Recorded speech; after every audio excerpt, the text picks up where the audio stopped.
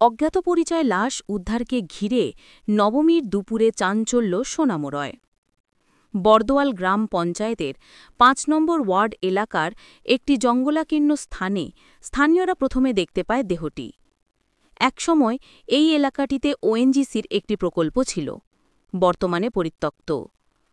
সাথে সাথেই খবর দেওয়া হয় সোনামুড়া থানায়। খবর পেয়ে থানার ওসির তাপস দাসের নেতৃত্বে ঘটনাস্থলে ছুটে আসে পুলিশ। এখনও একই স্থানে রয়েছে দেহটি। কৌতূহলে মানুষ ভিড় জমিয়ে রয়েছেন ঘটনাস্থলের কাছাকাছি এলাকায়। তদন্তের স্বার্থে খবর দেওয়া হয়েছে পুলিশের ডগ স্কোয়াডকে। গত দুদিন আগে একই মহকুমার যাত্রাপুর থানাধীন কেকে নগর থেকে উদ্ধার হয়েছিল কানুশীল নামের এক ব্যক্তির পচা গলা দেহ। উৎসব মরশুমে দুদিনের ব্যবধানে পরপর ২ লাশ উদ্ধারের ঘটনায় আতঙ্কিত এলাকায়।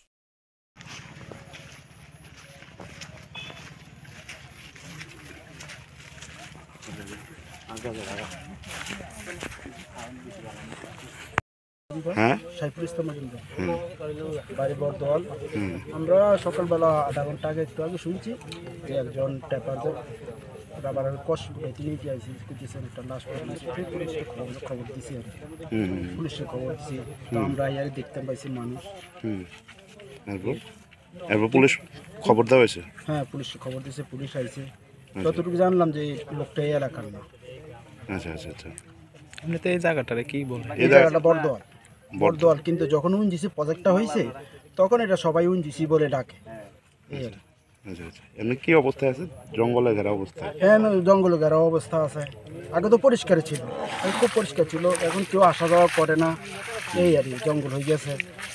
আর উনজিসি তারও এর আগে কিন্তু আরেকটা ছেলে মারা গেছে এখানে, একটা এখানের মধ্যে ওই আমরা শুনছি একটা গর্তের মধ্যে মারা গেছে বাচ্চা। হ্যাঁ, বাচ্চাটা মারা গেছে। যে এরপরে তার দেখি লোক আসা যাওয়া করে, বয়টাই আর এই আর এটা কয় বছর আগে মারা গেছে? এটা মারা গেছে প্রায় ৩ বছর হয়ে যাবে, ৩-৪ বছর। একটা খবর পাওয়া গিয়েছিল যে একটা ডেড বডি এখানে পাওয়া গেছে।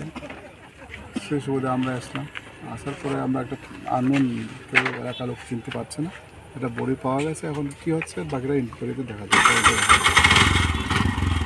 এমনি কি স্যার বা ফরেনসিক বিশেষজ্ঞ তাদেরকে খবর দেওয়া হয়েছে? হ্যাঁ, তাদেরকে ইনফরমেশন দেওয়া হয়েছে, রিকোয়েস্ট করা হয়েছে পাঠানোর জন্য। আমরা ওয়েট করছি কারা আসবে।